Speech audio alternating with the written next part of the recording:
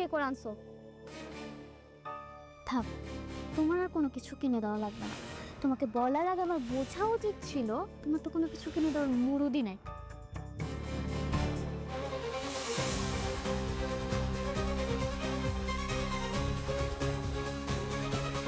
এই তোমার অফিসে কাজ, তুমি আমার সাথে বাসায় যাবে, আসো, বাকিটা আমি দেখাচ্ছি, আসো।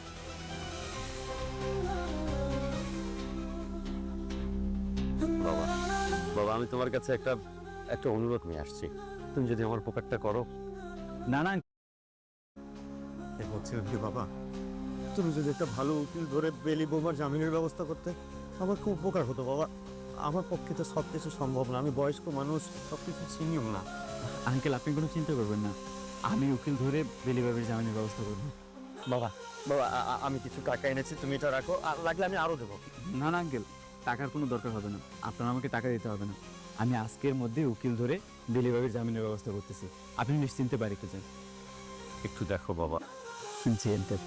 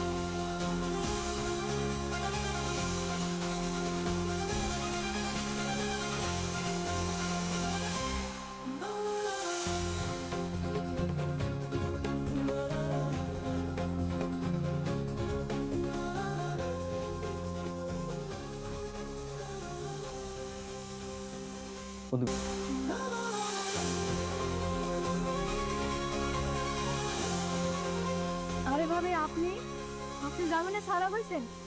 তার মানে আল্লাহ আমার দোয়া কবুল করছে, আপনি বাড়ি ফিরে আইছেন। এখন তো জামিনে ছাড়া পাইছে, দোয়া করো যাতে মাইশা আর তার ভাইয়ের দেওয়া মিথ্যা অপবাদ প্রমাণিত হয়, তাহলে আর বেলি বাবির কোনো ভয় নেই। আমি জানি এই মামলা মিথ্যা প্রমাণিত হইব, কারণ বেলি ভাবি কোনো অন্যায় করে নাই। আসেন, ভিতরে আসেন। ভাবি ভিতরে চল।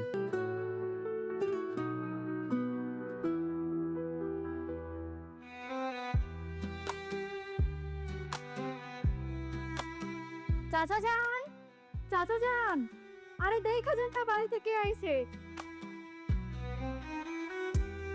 আসসালামু আলাইকুম। ওয়ালাইকুম আসসালাম বৌমা। কেমন আছেন বাবা? আলহামদুলিল্লাহ মা, আছি কোনো রকম। তবে এখন তোমাকে দেখে বৌমা অনেক ভালো আছি। কি ব্যাপার, তুই এই বাড়িতে? তোর তো জেলখানায় থাকার কথা ছিল, তুই এই বাড়িতে কি করতেছিস? তুই জেল থেকে ছাড়া পেলি কিভাবে? মিঠু ভাইয়া জামিনে ছাড়া আনছে। মিঠু? তুই? বেলি এত বড় একটা কাজ করলো, আমার সন্তানকে মেরে ফেললো, আমার সন্তানের খুনি, আর তুই ওকে জেল থেকে ছাড়িয়ে বাড়িতে নিয়ে আসছিস? কাজটা তুই একদম ঠিক করিস না। তুমি বিশ্বাস করো, মাইশার গর্ভের সন্তানকে আমি মারি নাই, মাইশা আমার গর্ভের সন্তানকে মেরে ফেলছে। হ্যাঁ, এর জন্য আমি মাইশাকে অনেক ঘৃণা করি, কিন্তু এর মানে এই না যে আমি ওর গর্ভের সন্তানকে মেরে ফেলবো। ওর গর্ভের সন্তানটা একটা নিষ্পাপ শিশু, তাই না? আমি কেন একটা নিষ্পাপ শিশুকে মারতে যাবো বলো? তুই কেন মারছিস জানিস না? প্রতিশোধ, প্রতিশোধ নেওয়ার জন্য মারছিস তুই। প্রতিশোধ নিতে হলে তো আমি মাইশাকে মেরে ফেলতাম, এত অপেক্ষা করতাম না। তুই এই বাড়িতে আসছিস কোন সাহসে? হ্যাঁ শোন, এই বাড়িতে তোর কোনো জায়গা নাই, বের হ, বের হ বলতেছি। আমি যদি এখানে না আসি তাহলে আমি কোথায় যাব? আমার তো যাওয়ার মতো অন্য কোনো জায়গা নাই। জাহান্নামে যা, রাস্তায় থাক, ফুটপাতে থাক, এই বাড়িতে তোর কোনো জায়গা নাই। আইনত বেলি বৌমা এবারে বউ, তার জামিন হয়েছে, সে তো ওখান থেকে বেরিয়ে এখানেই আসবে, এটাই স্বাভাবিক। তাই আমি বলছিলাম, যতদিন ও অপরাধী প্রমাণ না হয় এ বাড়িতেই থাক। ঠিক আছে, ও থাকুক, মা, তুমি এই কথা বলতেছো? আরে গাধা, বুঝতে পারতেছিস না কেন? ও তো জেল থেকে এখানে এসে মনে করেছে অনেক সুখে থাকবে। ও আমার সন্তানকে মেরেছে। তুই কি মনে করেছে ওকে আমি সুখে থাকতে দিব? ওকে আমি এমন চালান চালাবো ওর মনে হবে যে এই বাড়িতে সে ভুল করেছে, জেলখানাটা ওর জন্য বেটার ছিল। আমার কি মনে হয় জানেন ভাবি, ছোট ভাবি ষড়যন্ত্র করে আপনারা জেলে পাঠাইছিল। আর আমি তো এটা ভাবতেছি, একটা মানুষ কতটা খারাপ হতে পারে যে সে নিজের গর্ভের সন্তানের বাইরে ফেলে। তার কি একটু মায়া দেওয়া হয় না? এই যে হারান, এত মায়া দেওয়ার কথা চিন্তা করা লাগবে না। হ্যাঁ, কি মনে করছিস হ্যাঁ জেল থেকে এখানে এসে আরাম করবি? সেইটা হইতেছে না, বাড়ির সমস্ত কাজ তোর করা লাগবে। খালাম্মা, ভাবিরে সাইডা দেন, বাড়ির সব কাম কাজ আমি করবো। না, তোর কোনো কাজ করা লাগবে না, সব কাজ বেলি করবে। তোর এখন থেকে ছুটি, চল চল। আরে চল, তোর আরাম বাইর করতেছে। হ্যাঁ, তুই জেল থেকে এসে আরাম করবি।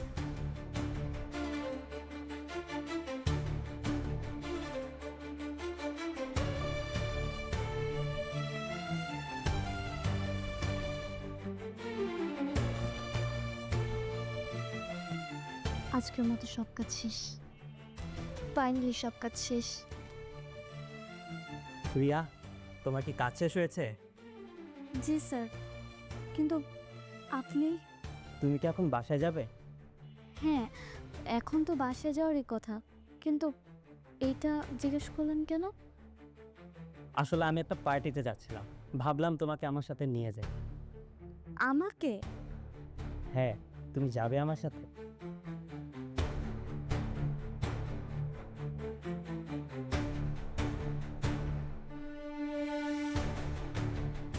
হ্যাঁ, যাব। আচ্ছা, তুমি আসো তাহলে, আমি গাড়ি বেরোতেছি।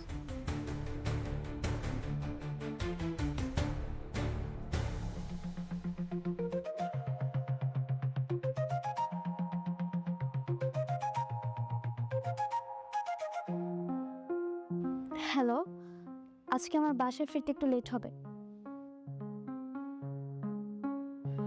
একটা পার্টিতে যাচ্ছি তাই। এত কৈফিয়ত তো আমি তোমাকে দিতে পারবো না, আমার বাসায় ফিরতে দেরি হবে। রাখলাম। সহ্য। আবার কল দেওয়া স্টার্ট করে দিছে, মোবাইলটাই অফ করে দিতে হবে। মোবাইল অন থাকলে তবেই তো কল দেবে, তাই না?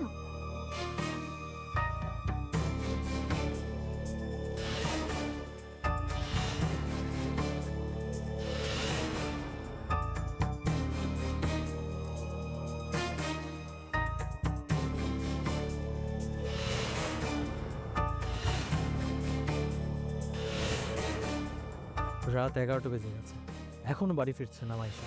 ফোনটাও বন্ধ করে রেখেছে। ওর কোনো আবার বিপদ হলো না তো? আমি কি খুঁজতে বের হব? কিন্তু কোথায় খুঁজবো? কার সাথে গেছে, কোথায় গেছে, কিছুই তো জানি না। উফ, আল্লাহ। তুমি এখানে কি? টেবিলে খাবার দিছি, খাইতে আসো। খাবার ক্ষুধা নাই, আমি খাবো না। এত রাত হয়ে গেছে, তোমার ছোট বউ যে এখন পর্যন্ত বাড়িতে ফিরলো না। সেটা জেনে তোমার লাভ কি? তোমার দরকার আছে?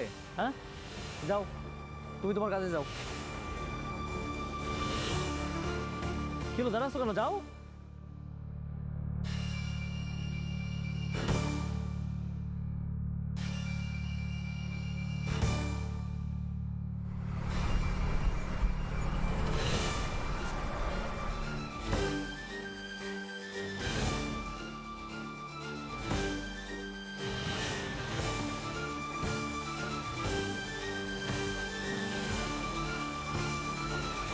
আপনি তাহলে যান। আপনি? সরি, তুমি তাহলে যাও। আচ্ছা, এত রাত করে বাড়িতে ফিরলা, তোমার হাজবেন্ড কিছু বলবে না তো? বললে বলুক, ওতে আমার কি যায় আসে? আচ্ছা, আমি কি তোমার বাসায় তোমাকে পৌঁছে দিয়ে আসবো? তোমার হাজবেন্ডকে গিয়ে বলবো তুমি আমার সাথে পার্টিতে গিয়েছিলে, যাতে তোমাকে কিছু না বলে।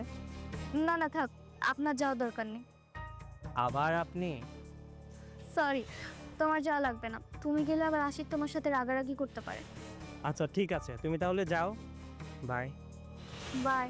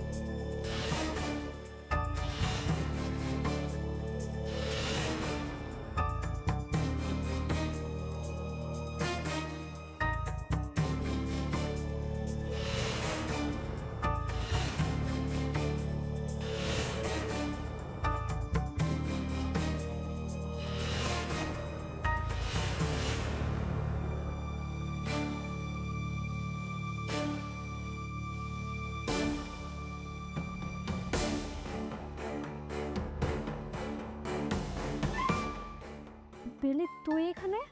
তোর তো জেলে থাকার কথা। মিঠু বেলা জামিনে ছাড়িয়ে আনছে। জামিনে ছাড়া পেয়েছিস ভালো কথা, কিন্তু এই বাড়িতে আসার সাহস তুই করে পাইছিস? আমি যে কোনো ভুল করিনি সেটা যেমন আমি জানি, ঠিক তেমনই তুমিও খুব ভালো করে জানো তোমার গর্ভের বাচ্চাকে আমি মারিনি। আমি কি জানি, তুই কি জানিস?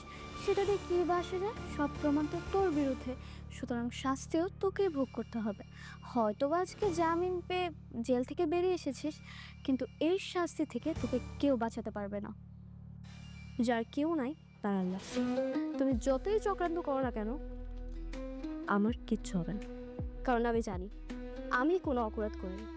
আর এটা আমার বিশ্বাস, আল্লাহ আমাকে সবসময় সাহায্য করবে।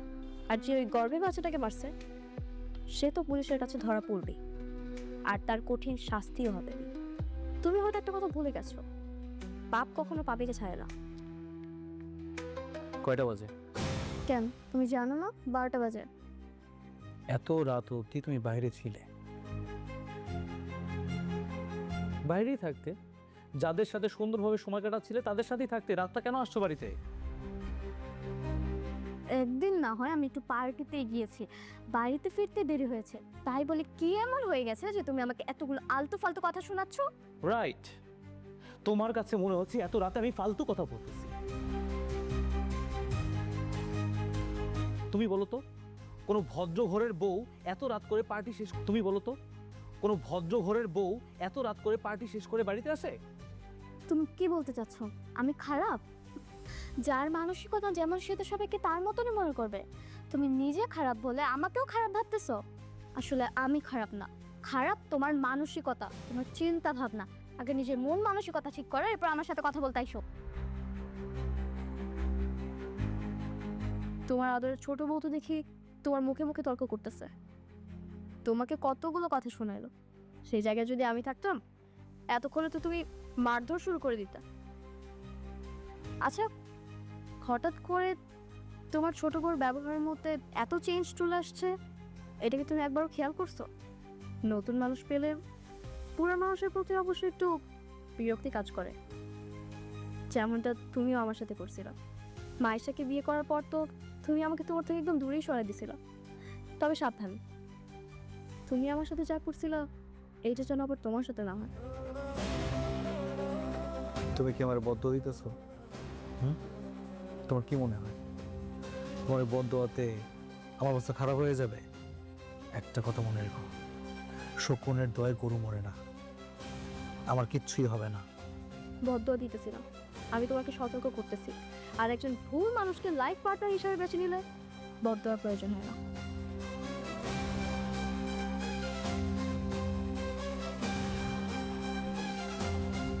ভুল মানুষ?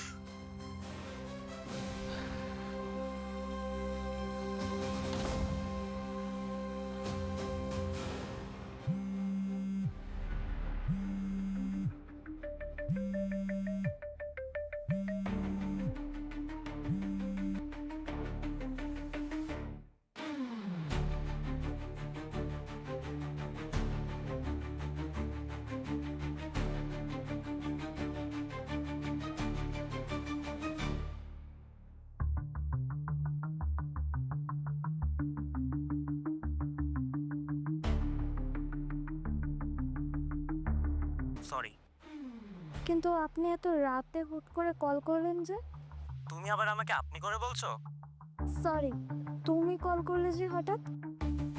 এমনিতেই ঘুম আসছিল না তাই। আচ্ছা, লেট করে বাড়িতে ফেরায় তোমার স্বামী কোনো ঝামেলা করেনি তো? তেমন কিছু। আচ্ছা, এখন রাখছি, কালকে সকালে দেখা হবে। ওকে, বাই।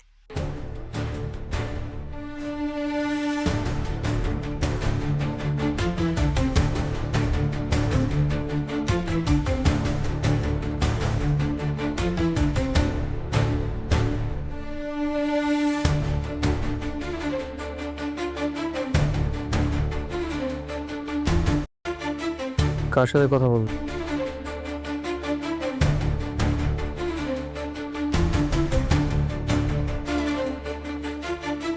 কার সাথে কথা বললা?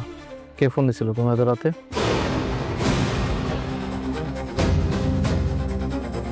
তুমি তুমি না ঘুমাইছিলা? কি আমাকে সন্দেহ করতেছো? সন্দেহ করতেছি, তার কারণ সন্দেহের কাজ তুমি করতেছো। তোমার চাল চলন আমার মোটেও ভালো লাগতেছে না। কে ফোন দিয়েছিল তোরাতে? কার সাথে কথা বলতেছিলা? ওই ফোনটা কই দেখি।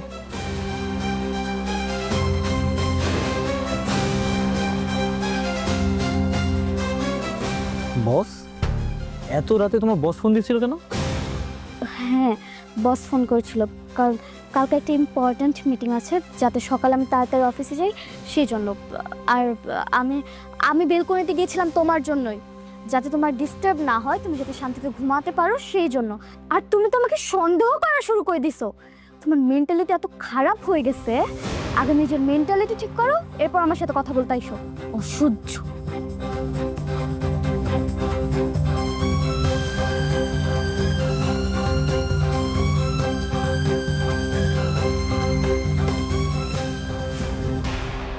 ভাবি কি হয়েছে জানেন?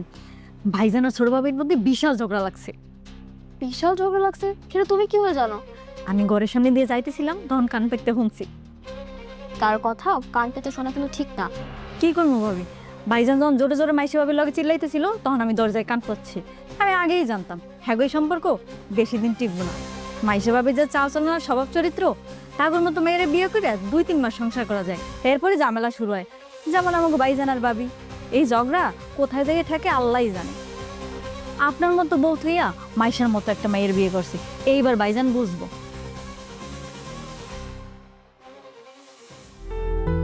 আশিকের বাবা, এ আশিকের বাবা, আরে বাবা ওঠো না। আরে কি হয়েছে সকাল সকাল টাকাটাই করছো কেন? আরে বাসায় পুলিশ আসছে।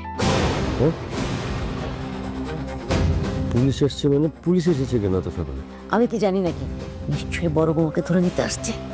বড় বৌমাকে ধরে নিতে আসবে কেন? বড় বৌমাকে তো আমরা জামিনে ছাড়িয়ে এনেছি। আচ্ছা চলো তো দেখি। শোনো একটা কথা শোনো, তুমি কিন্তু পুলিশ যদি বড় বউকে ধরে নিয়ে যায় একটা কথাও বলবো না।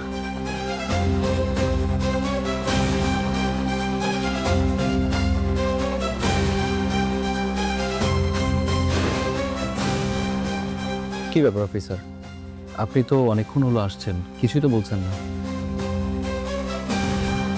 কি ব্যাপার অফিসার, আপনি হঠাৎ সকাল সকাল আমার বাড়িতে? এই তো আসামি ধরতে চলে আসলাম। আসামি ধরতে? আমরা তো বৌমাকে কয়েকদিন আগে জামিনে ছাড়িয়ে এনেছি, এত তাড়াতাড়ি তো আবার ধরতে আসার কথা না। আসামির স্থান জেলে, আর সেইখানে যদি আসামি বের হয়ে ঘুরে বেড়ায়, সেটা তো ঠিক না। মানা যা তো বেরিয়ে ডেকে নিয়ে। ওই তো আসামি চলে আসছে। অফিসার, আপনি ওনাকে নিয়ে যান। অফিসার, অফিসার আমার বিশ্বাস বেলি বৌমা মাইশা বৌমার গর্ভের সন্তানকে হত্যা করেনি।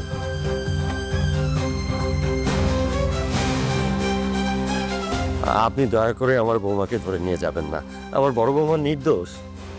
আপনি কি বিশ্বাস করেন আর না করেন তাতে আমাদের কিছু যায় আসে না, কারণ সমস্ত প্রমাণ এবং সাক্ষী বেলির বিরুদ্ধে।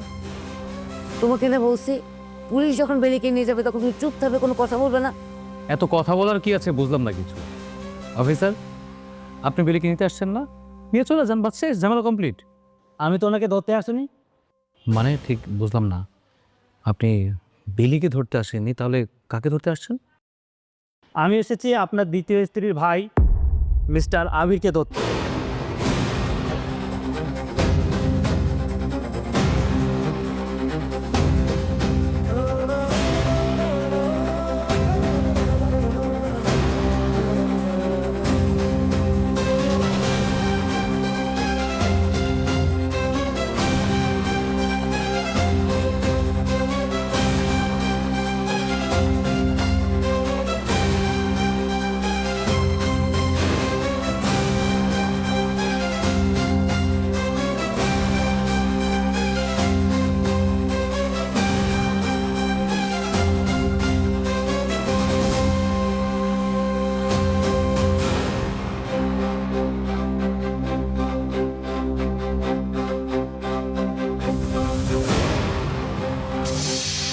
বেলি, তুমি আমাদের ক্ষমা করে দাও, আমাদের ভুল হয়ে গেছে, আমরা কখনো এরকম করব না।